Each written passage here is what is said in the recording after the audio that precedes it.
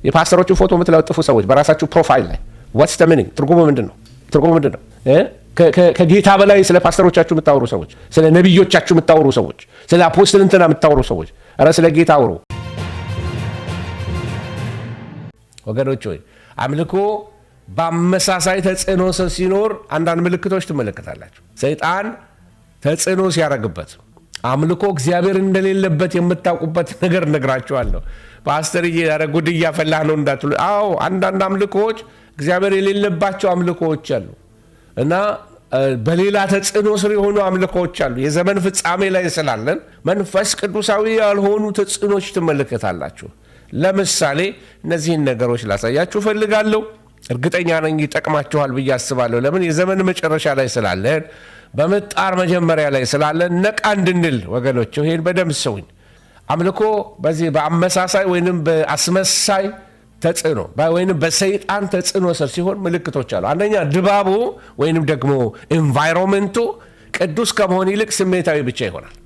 ምን ማለት ነው? ቅዱስ ከቅድስና እግዚአብሔርን ቅድስና ተኮር ከመሆኑ ይልቅ በቃ ሰውን የሚያሰክር ነገር ማድረግ፣ ሰውን ማንጫጫት። አንዳንዶች እንደዛ ይላሉ፣ ሄደን እናንጫጫው ይላሉ ፕሮግራም መሪዎች። እግዚአብሔር ምሕረት ይብዛላቸውና የምንንጫጫው ለጌታ ክብር እንጂ ማንም አያንጫጫንም። ኢየሱስ ጌታ ነው። ድባቡ ቅዱስ ከመሆን ይልቅ ስሜታዊ ብቻ ሲሆን ስትመለከቱ፣ ቃል አልባ ሳይሆን፣ ጸሎት አልባ ሳይሆን፣ በቢት ብቻ በጸሎት አልባ በቃ ዝም ብሎ ሚውዚክ ብቻ ከሆነ ቆም በሉና ቅዱስ ከመሆን ይልቅ ስሜታዊ ብቻ ሲሆን፣ ይህን ስል ሙዚቃንም አልቃወምም። በደንብ አምልኮ ወዳለሁ። ወርሺፕ አገልግሎት ውስጥ ኳየር ሆኜ አገልግያለሁ ድሮ የዛሬ 30 ምናምን ዓመት በፊት ወገኖች። ትኩረቱ ከእግዚአብሔር ይልቅ ወደ ሙዚቀኞች ሲያዘነብል፣ ሙዚቃ ስታይል ላይ ሲያዘነብል፣ ሾው ማንሺፕ ሲሆን አንድ ቦታ ላይ ለአገልግሎት ሄጄ ከፊት ቆም ያለው እንደዚህ ባንድ ተደርድሯል እና ትኩር የማየው አንድ ሰው ነበረ። በቃ መንፈሴ በቃ ሎክ አድርጎ ነበረ እሱ ላይ እና እኔ የዘመን መንፈሳ ያውቃለሁ ገሰስኩኝ። በቃ እነዚህ አይነት ድባቡ ቅዱስ ያልሆነ ትኩረቱ ከእግዚአብሔር ይልቅ ወደ ሙዚቀኝነት ታለንት ሾው ለማድረግ በቃ የሰው ታለንት ሾው ፐርፐዙ ምንድን ነው? ታለንት ያለውን ሰውዬ ለማድነቅ ነው። በቃ አለቀ። ዘማሪዎች ቢ ኬርፉል ቢ ሃምብል፣ በእግዚአብሔር ፊት ራሳችሁን ሸፍኑ፣ ራሳችሁን አትገላልጡ። ኪሩቤሎች እንኳን በእግዚአብሔር ፊት በክንፎቻቸው ራሳቸውን ይከድኑ ነበር፣ እኔነታቸውን አያሳዩም። እኔ ሲበዛ ካያችሁ there is something wrong with that person፣ ችግር አለ ማለት ነው ሰውየው ላይ። ትኩረቱ ከእግዚአብሔር ይልቅ ወደ ሙዚቀኞቹ ሲሳብ የሙዚቃውን ብቻ ሙዚቃ is beautiful ግን አትራክት አድርገን ሰዎችን የኛ የምናረግበት አይደለም፣ ወደ ክርስቶስ ወደ ሰማይ የምናሳልፍበት ነው ወገኖች ሆይ። ትዕይንቱ ሌላው ከአምልኮ ተመሳሳይ ሲሆን ትዕይንቱ ከመለኮታዊ መገኘት በላይ ሲጎላ፣ ካለው ፕሬሰንስ በላይ ሰዎች የማይሆኑት ነገር የሆነ ስሜት ሲራጋ። ፕሬሰንስ ሲኖር ችግር የለብንም። ፕሬሰንስ ሲኖር ሰዎች ሲሮጡ አይተናል። ፕሬሰንስ ሲኖር ሰዎች ሲያለቅሱ አይተናል። ሀልወቱ ሲኖር ሰዎች በግንባራቸው ሲደፉ አይተናል። እውነተኛ አምልኮ እናውቃለን፣ ሲነካን እናውቀዋለን። እንዴ በጣም ያስታውቃል። አባታችን ሀልወቱ ሲመጣ ክቡር ነው፣ ሃሌሉያ እናውቀዋለን። ግን ካውንተርፊቱ ሲመጣ እናውቀዋለን። ትዕይንቱ ከመለኮታዊ መገኘት በላይ መጉለት ሲጀምር፣ ከሀልወቱ በላይ ካለው ፕሬሰንስ በላይ ሰው ቲያትር ሲሰራ ስትመለከቱ፣ ምክር ልስጣችሁ። እንዲህ ባለው ሁኔታ የምታመልኩ ሰዎች ካላችሁ በየሆዱ አይኖቻችሁን ጨፍኑ። አትዩት ሙዚቀኛውን፣ አትዩት ወርሺፕ ሊደሩን፣ ጨፍኑና ዝም ብላችሁ አምልኮ። እንዳትሰናከሉ፣ በለበሰው ባደረገው በሚያደርገው ትዕይንት እንዳትሰናከሉ። አይናችሁን ግጥም አርጋችሁ። ማንም አይንን ክፈት አይልም። አይናችሁን ጨፍናችሁ ዝም ብላችሁ አምልኩ እናንተ እግዚአብሔርን። ትዕይንቱ አያችሁ ወደ እግዚአብሔር ከመሆኑ ይልቅ በቃ ወይንም አንዳንዴም ደግሞ ካለው ድባብ ካለው የእግዚአብሔር መገኘት ሌቭል በላይ አንዳንዴ ሰው ሲቀድም ያስታውቃል በመንፈስ። ሌላው በአምልኮ ውስጥ አንዳንዴ አመሳሳይ ወይንም ደግሞ ካውንተርፊት ተጽዕኖ እንዳለ የምታውቁት አምልኮው ንስሐ የማያመጣ ሲሆን፣ አምልኮው ንስሐ አያመጣም ወይንም በእግዚአብሔር ፊት ሰው እንዲዋረድ ካላደረገ፣ ሰዎች ኃጢአተኛ መጥቶ ተዝናንቶ የሚሄድ ከሆነ በኃጢአቱ ማይወቀስ ከሆነ ደክመሃል ሙዚቀኛው ደክመሃል። አገልግሎቱ ዝም ብሎ በቃ ኮንሰርት ብቻ ሲመስል ኮንሰርት ብቻ ሲመስል እኔ ፍርሃተ እግዚአብሔር ያላቸውን አገልጋዮች ዘማሪዎች አይቻለሁ። በጣም እንደው ሳይናገሩ በቃ ቁጭ ሲሉ እንደው ስሙን ጠርቼ እግዚአብሔር ይባርክ ልለው ፈልጋለሁ። ወንድሜ ዳዊት ጌታቸው ሙዚቃ ቁጭ ሲል እርግጥ ማለቱ ስክን ያለ ፐርሰናሊቲ እነ ጌታ ያውቃል። በእነሱ አገልግሎቱ ስንት ሰው በመዝሙር ተነክቶ ይቅርታ ሌሎቻችሁን ያልጠቀስኳቸው ብዙ እውነተኞች እንዳልናቸው አውቃለሁ። ጥቂቶች ናቸው የሚወቀሱት። ነገር ግን አገልግሎቱ ዝም ብሎ ኮንሰርት ብቻ ሲመስል ፍርሃተ እግዚአብሔር የሌለው ዝም ብሎ ሰው የለበሰውን ልብስ ለማሳየት የሚሄድበት ሲሆን that's dangerous። ሰይጣናዊ ተጽዕኖ እየመጣ ነው ማለት ነው። አምልኮ ንስሐ ካላመጣ አገልግሎቱ ዝም ብሎ የዓለማዊ የነምናምን አይነት ይሄ ካምቦሎጆ ላይ እንደሚያደርጉት ወይ ይሄ መስቀል አደባባይ ላይ እንደሚደረገው አይነት ኮንሰርት ዝም ብሎ ጭፈራ ብቻ አድርገን የምንሄድ ከሆነ ችግር አለበት። ኢየሱስን የሚያደምቅ ሃሌሉያ፣ ኢየሱስን የሚያሳይ ኢየሱስን የሚያከብር ኢየሱስ ተኮር ከሆነ ይህ አምልኮ ከጠላት አሰራር የጸዳ ነው። ወገኖች ሆይ ትህትና አልባ ሲሆን ትህትና በሁካታ ሲተካ ትህትና ይሄ ሃይፕ የሚሉት አለ ፈረንጆች ሃይፕ የተራገበ ነገር ሁካታ የተራገበ ሶሪ አማርኛ ሃይፕ ነው። በቃ ሂዩሚሊቲ የለበትም። በቃ ዘማሪውም ለብሶ ቢመጣው በቃ ባል አይደለም ከዘፋኙ ምንም አይለይም። በልጭልጭልጭ ማለት ይወዳል። መድመቅ መታየት ነው። ክብር የሱ ብቻ ነው። አይ ነው ራዲካል አቋም ነው ያለኝ፣ ግን ቢሆንም አይ ላቭ ዘ ስፒሪት ኦፍ ጋድ እግዚአብሔር መንፈስ ወዳለው እንዳይሰራ እንቅፋት የሚሆነው አሁንም ከዚህ ትውልድ ላይ ይነሳ። ወገኖች ሆይ ፍሬው ሳይሆን ስጦታ ሲገዝፍ ካያችሁ በሰዎች ላይ ሰዎች ፍሬ የላቸውም፣ ስጦታቸው ግን ገዝፎ ስትመለከቱ ይሄ ወደ ሰባኪዎች ዞር ልለው ከአምልኮ መሪዎች ፍሬው ሳይሆን ስጦታው አላቸው። ሚራክል ሊያደርጉ ይችላሉ፣ ግን ፍሬ የላቸውም፣ ካራክተር የላቸውም። ባህሪያቸው እንደ ጋሬጣ ይባላል። መድረክ ላይ ሲቆሙ በቃ ሁሉ ሰው ሕፃን ልጅ ይመስላቸዋል። ቁጭ በል ተነስ ተራመድ እንደዚህ በቃ ሰውን ብሽቅጥቅጥ የሚያደርጉ ጉባኤው እግዚአብሔር ነው። መንጋው እግዚአብሔር ነው። የመንጋው አለቃ እግዚአብሔር ነው፣ አንተ አይደለም። እና ሰባኪው ጉባኤውን በትህትና ሪስፔክት አድርገው የእግዚአብሔር መንፈስ ያለባቸው ሰዎች ናቸው። ቁጭ ስላሉ አያውቁም ማለት አይደለም። እነሱም ተራ ተሰጥቷቸው ቢቆሙ ምናልባት ከኛ የተሻለ ማድረግ የሚችሉ ሰዎች ሊሆኑ ይችላሉ። እና ወገኖች ሆይ ፍሬውን ሳይሆን ስጦታውን ፎከስ ያረካያችሁ ሚራክልስ ላይ ብቻ አይኖቻችን ከሆነ የሰውየው ህይወት ግን ሌላ ነገር ከሆነ ቆመ ብላችሁ መመርመሩ ጥሩ ነው። አምልኮ ካውንተርፌት ስፒሪት ተጠልፏል ማለት ነው። ድባቡ ቅዱስ ከመሆን ይልቅ ስሜታዊ ሲሆን፣ ትኩረቱ ከእግዚአብሔር ይልቅ ወደ ሙዚቀኞቹ ሲያዘነብል፣ ትዕይንቱ ከመለኮታዊ መገኘት በላይ ሲጎላ፣ አምልኮ ንስሐ የማያመጣ ሲሆን፣ አገልግሎቱ ኮንሰርት ሲመስል፣ ትህትና ሁካታን ሲተካ፣ ፍሬውን ሳይሆን ሰው ስጦታው ላይ ሲያገዝፈው፣ የዛን ጊዜ ቆም ብላችሁ ይሄ በአምልኮ ውስጥ ያለ ካውንተርፊት የሆነ አመሳሳይ ተጽዕኖ ስር እንዳለ አምልኮውን ትመለከታላችሁ። እንዴት ነው የምንጠብቀው ፓስተር? መፍትሄው ምንድን ነው?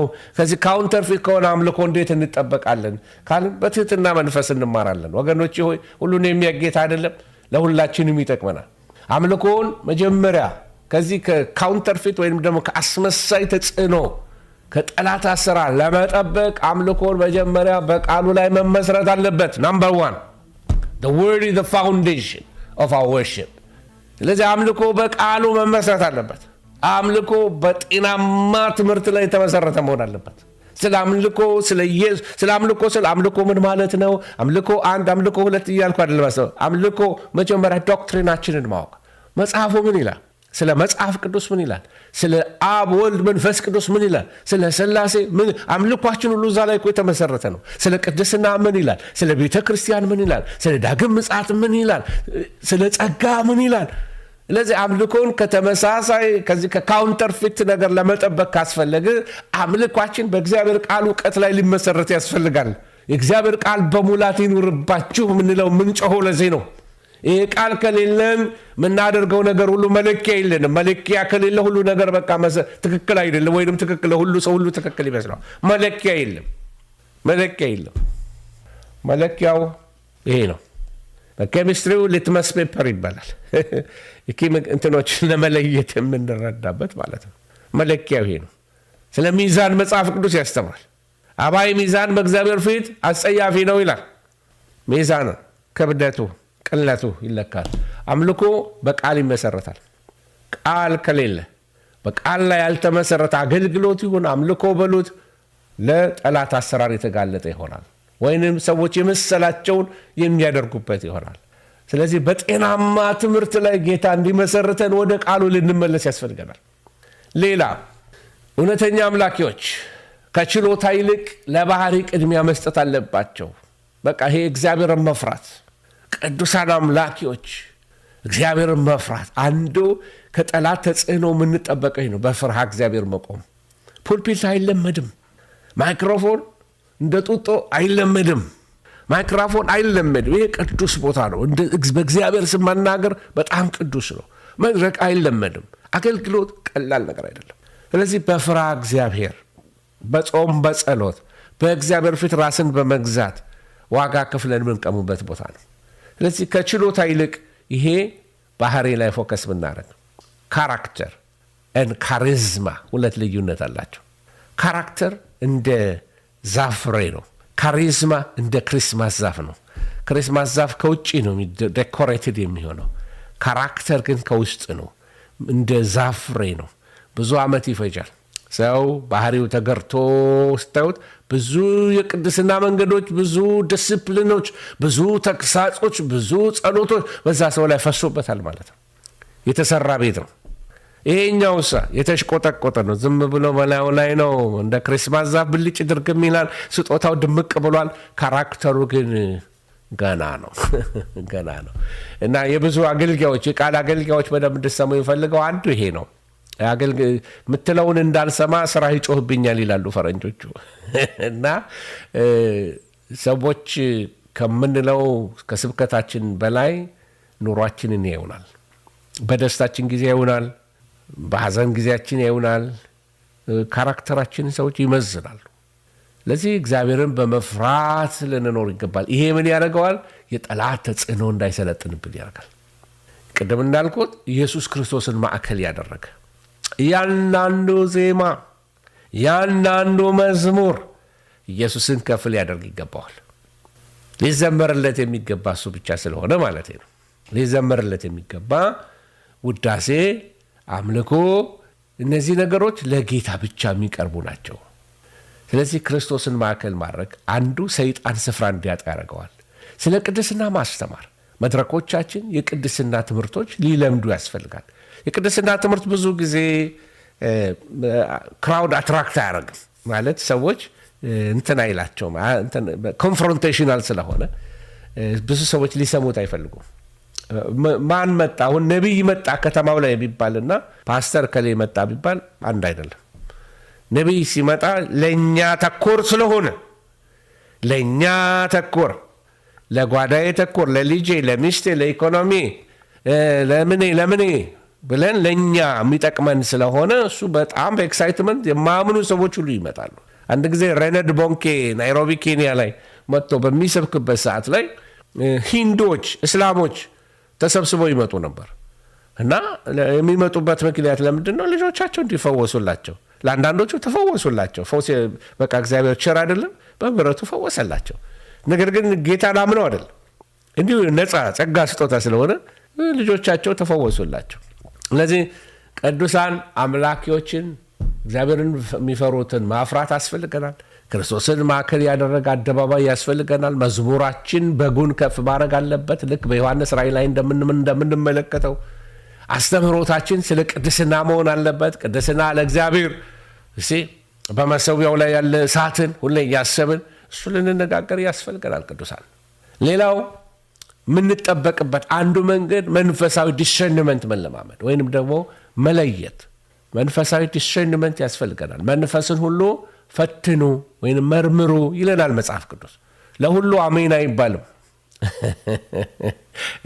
አንድ ጊዜ አንድ አባት እየሰበከ ሰውየውን ይዞ እኮ በቦክስ መታው ሲል አሜን አለች አንዷ ተነስታ እና ኧረ ይሄ አሜን ይሄ ሃሌሉያ እየተስተዋለ አለ እና ጉባኤውን ረጅም ሰዓት ነው ያሳቀው። ምክንያቱም የእሱ አሜን በጣም ስር ነቀል አሜን ነበረ፣ ግን ምን እንዳል አልሰማቸው። ስለምን እንደተነገረ አያውቁም። አሜን አሜን አሜን በቃ ሁሉ አሜን አይባልም። አያችሁ እና ብዙ ስህተቶች ውስጥ እንገባለን እና መንፈሳዊ ዲሰርንመንት ያስፈልገናል። ሁሉ ቃሉን የከፈተ ሁሉ እውነተኛ አስተማሪ ነው ማለት አይደለም። ጳውሎስ ምን አለ? እንደ ቤሪያን ሰዎች ምሳሌ ይሰጥ ነበር። የቤሪያ ሰዎች ጳውሎስ ከሰበከ በኋላ ቤታቸው ሄደው መጽሐፉን ይመረምሩ ነበር። ወገኖቹ የኔን አገልግሎት ፍሬያማ የሚያደርገው እዚህ ጋር መጣችሁ መስማታችሁ ብቻ አይደለም። ቤት ሄዳችሁ ደግሞ ፓስተር አስፋው የሚለው ትክክል ነው ወይ ብላችሁ በእግዚአብሔር ቃል ፈትኑት። መጽሐፉ ምን ይላል? does it align with the word of God? ከእግዚአብሔር ቃል ጋር አብሮ አላይን ያደርጋል ወይ? ይጣረሳል ወይስ ይስማማል? እሱ መጠየቅ ያስፈልጋል። የቤሪያ ሰዎች እንዲህ አይነት ሰዎች ነበሩ። አንዱ ከዚህ ከአስመሳይ መንፈስ ተጽዕኖ ለመዳን ካስፈለገ አንዱ የተደበቀን ኃጢአት ማስወገድ ነው። ኃጢአት ቅድም እንዳልኳችሁ እንደ ቆሻሻው ዝንብ ይስባል። የአካን ኃጢአት በጣም ሽንፈትን አመጣባቸው። ስውር ኃጢአት ካለ በዚህ ዓመት መጨረሻ ስውር ኃጢአት ምንለማመድ ሰዎች ካለ ንስሐ መግባት። በቃ ድል የከለከለኝ ነገር ምንድን ነው? ጸሎቴ እንዳይሰማ ያደረገኝ ነገር ምንድን ነው? የተደበቀ ኃጢአት አለ ወይ ውስጤ? አምልኮዬ እግዚአብሔር እንዳይቀበለው የሚያደርገው በልቤ የተሰወረ ኃጢአት አለ ወይ? ያንን ነገር ዲል ካደረግን፣ ያ እርም ከተነሳ፣ አካን ሲወገድ፣ ከዛ በኋላ ነው ድል ይመጣላቸው፣ ማሸነፍ ይመጣላቸው። እግዚአብሔር ስም የተባረከ ይሁን። ለሽንፈታችን ምክንያት ምናልባት ሰው ሳያውቅ በጓዳ ምን ሆነው ነገር ሊሆን ይችላል። ሰይጣን እውነተኛ አምልኮ ሰይጣን ሊመስለው የማይችለው ወይም ደግሞ ሰይጣን ኢሚቴት ሊያደርገው የማይችለው ለሰይጣን አስቸጋሪ፣ ሰይጣን ልክ መመሳሰል ይወዳል ብያቸዋለሁ፣ እንዳይመሳሰል የሚያደርገው ወይም ደግሞ የሚያቅተው ነገሮችን ልነግራችሁ ነው። አሁን ይሄ እንዳይመሳሰል ካውንተርፊት አስቸጋሪ የሚሆንበት አሁን ብዙ ሀገሮች ብሮች እየሰሩ ነው። ብሮቹ በፎቶኮፒም በምንም መነሳት የማይችሉ ዲጂታል የሆኑ ውስጣቸው በጣም ኃይለኛ ቴክኖሎጂ ያለባቸው ብሮች እየተሰሩ ነው ያሉት። ወገኖች ሆይ የእውነተኛም አምልኮ ሰይጣን ሊመስለው ኢሚቴት ሊያደርገው የማይችለው ምንድን ነው ብዬ ጠይቅ ነበር እና በእነዚህ ቀናት ውስጥ የተረዳኋቸውን ነገሮች ላሳያቸው። አንደኛ ሰይጣን ቅዱስ ሊመስል አይችልም። እርኩስ ስለሆነ በምንም ታምር ንጹህ ነገር ሊያመጣ አይችልም። እርኩስ ስለሆነ ለዚህ ቅድስናን ኢሚቴት ሊያደርገው አይችልም። ሰይጣን ትህትናን ኢሚቴት ሊያደርገው አይችልም። ምክንያቱም ትህትና እውነተኛ ብሮክነስ፣ እውነተኛ የልብ መሰበር ነው። እውነተኛ ከህይወት ለውጥ የሚወጣ መዓዛ ነው ትህትና እንጂ ይሄ ማስመሰል ይጋለጣል። አንድ ቀን እውነተኛ ኔቸር ብቅ ማለቱ አይቀርም። ማስመሰል የማይቻል ነገር ቢኖር ሰይጣን ያልቻለው ነገር አንዱ ቅድስናን፣ ትህትናን አይችሉም። ሌላው ነገር ምንድን ነው? ሰይጣን አንዱ ከማይችላቸው ነገር ምንድን ነው? መስዋዕትነት ያለበት መታዘዝ። ሰይጣን መታዘዝ አይችልም። አመፀኛ ነው። ራሱን አሳልፎ መስጠት ምንም አይችልም በፍጹም። እውነተኛ አምልኮ ግን እውነተኛ መስዋዕት እንድናደርግ ያደርገናል። እውነተኛ አምልኮ ነው ሰይጣን ሊመስለው የማይችለው አንዱ ስንታዘዝ፣ ሰይጣን ያንን ካውንተርፊት ማድረግ አይችልም። ራስን አሳልፎ መስጠት አይችልም። ሰይጣን የማይችላቸውን ነገሮች እየነገርኳችሁ ነው። የእግዚአብሔርን መገኘት ወገኖች ሊያታልል ይችላል እንጂ መንፈስ ቅዱስን ሊገልጥ አይችልም። የእግዚአብሔር መገኘት ሊያመጣው አይችልም። እግዚአብሔር መገኘት ሳይሆን ሰይጣናዊ መገኘት ያለባቸው ቦታዎች አሉ። ግን የእግዚአብሔር መንፈስ ባለበት ቦታ ላይ ሰይጣናዊ ሀልወት ሊገባ አይችልም። ጉልበት የለውም። እንደውም ይዋረዳል፣ እንደውም ይጠቃል፣ ይጎዳል። ሌላው እውነተኛ አምልኮ ሰይጣን ካውንተርፌት ሊመስለው የማይችለው አንዱ የኢየሱስ ክርስቶስ ደም ጉዳይ ነው። ስለ ደሙ መስበክም መስማትም አይፈልግም። ኢየሱስ የሚባለውን ነገር ማስተዋወቅም ማወቅም አይፈልግም። ካውንተርፌት ሊመስለው ወይም ደግሞ ሊያስመስለው አይችልም። ስለዚህ ምንም አይነት አስመሳይ ከመስቀሉ ጋር ሊወዳደር አይችልም። የመስቀሉ ቃል ሲሰበክ ሰይጣን ጉልበት የለውም። ሰይጣን ሊሰብከው አይችልም። ኢየሱስን አድምቆ ሊናገር አይችልም። የትንሣኤውን ሞቱን፣ ትንሣኤውን፣ ምጽአቱን ሊነግራችሁ ሰይጣን አይፈልግም። ሰው እንዲሰማውም አይፈልግም ኢየሱስን አድምቆ መናገራችሁ። ስለዚህ ካውንተርፊት ስፒሪት ይህን ነገር ሊያደርጉት አይችሉም። ይሄ በቤተ ክርስቲያን ብቻ የሚሆን ነው።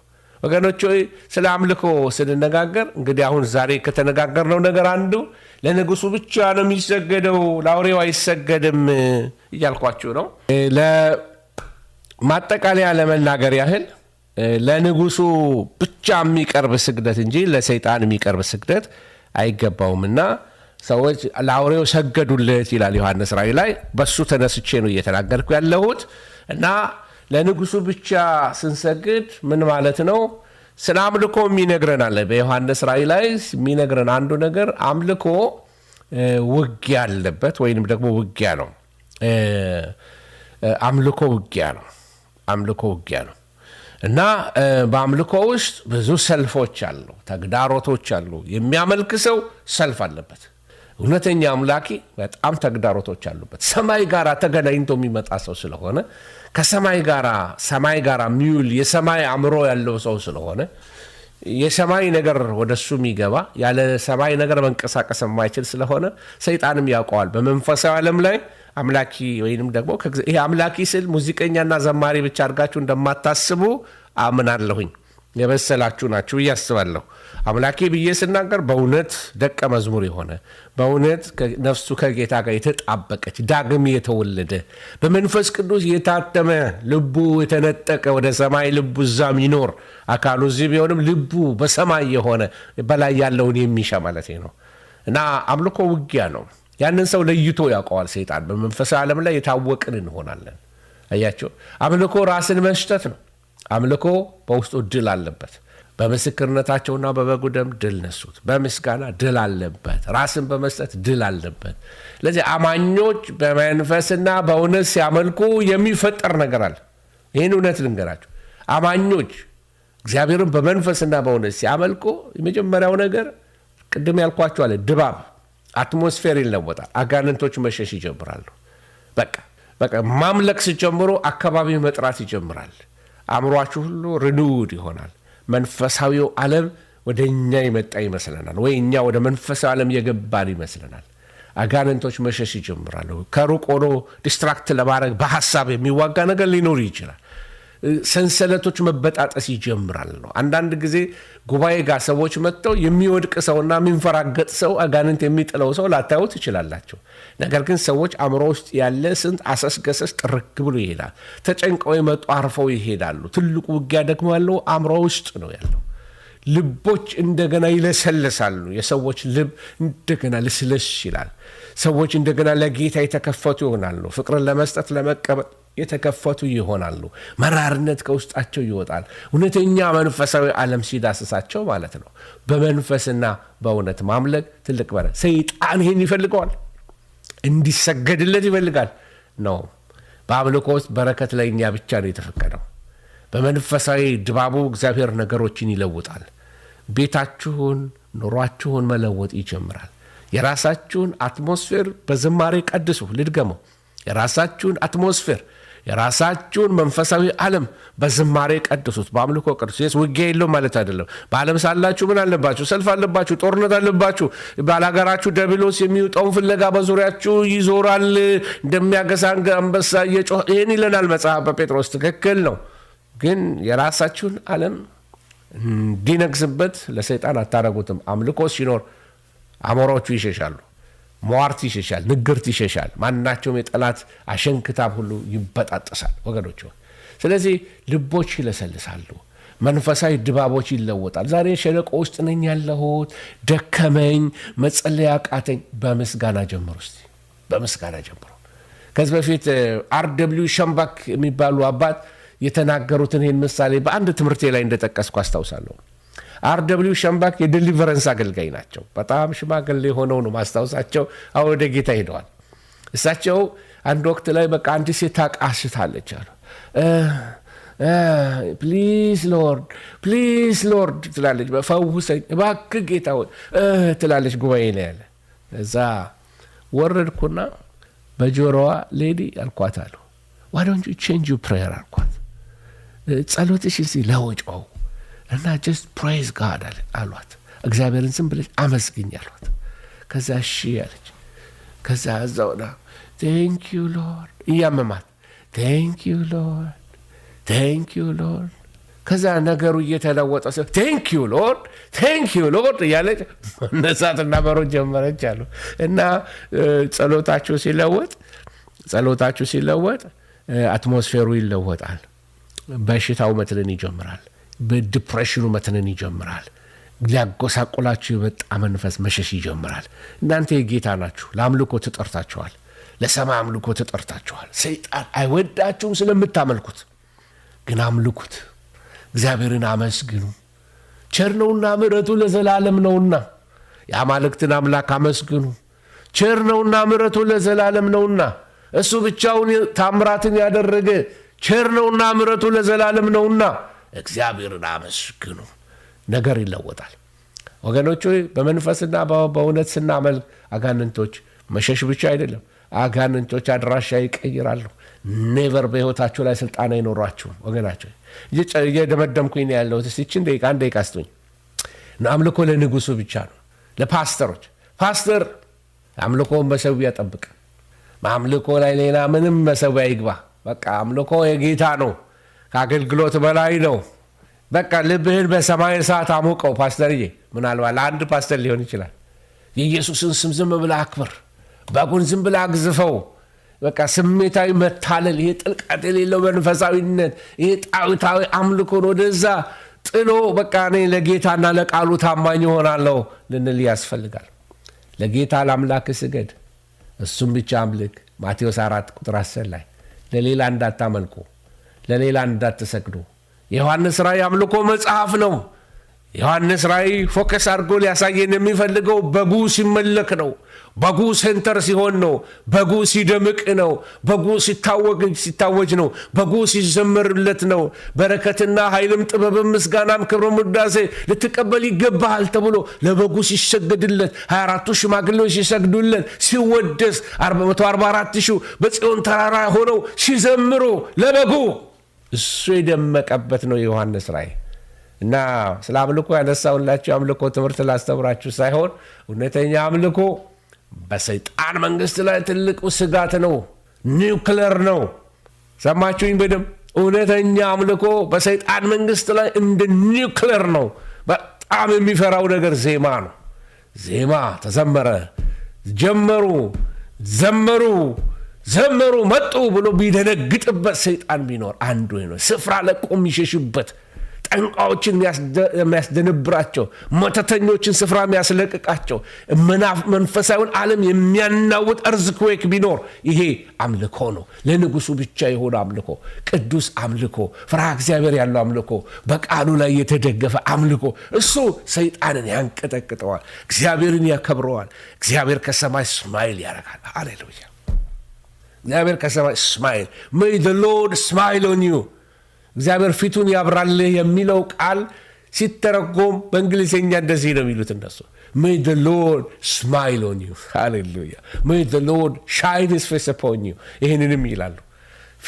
ፊቱ ያብራል ማለት ስማይል ያርግል። እግዚአብሔር ጸሎትን ይቀበል። በመከራ ቀን እግዚአብሔር ይስማ። ሃሌሉያ! ቁርባንን ያስብል፣ ፊቱን ያብራል። አምልኮ ለአምላክ ለእግዚአብሔር አቅርብ። ዮሐንስ ራእይ የሚያስተምረን ይህንን ነው። ሃሌሉያ!